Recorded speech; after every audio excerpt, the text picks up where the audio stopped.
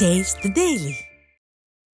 திண்டுக்கல்லில் உள்ள தனியார் மருத்துவமனையில் ஏற்பட்ட பயங்கர தீ விபத்தில் குழந்தை உட்பட 5 பேர் மூச்சு திணறியும் ஒருவர் தீயில் கருகியும் உயிரிழந்த சம்பவம் சோகத்தை ஏற்படுத்தியுள்ளது.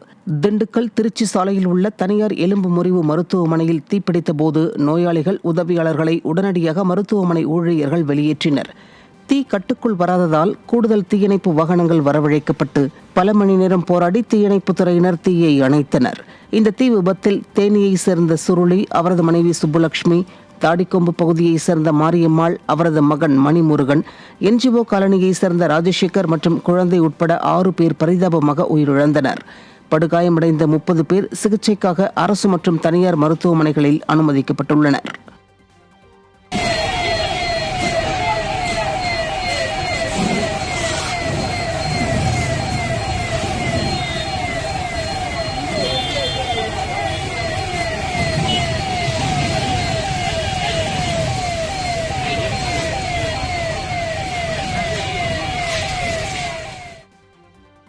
தமிழகம் முழுவதும் பரவலாக மழை பெய்ததால் விளைநிலங்கள் பாதிக்கப்பட்டது.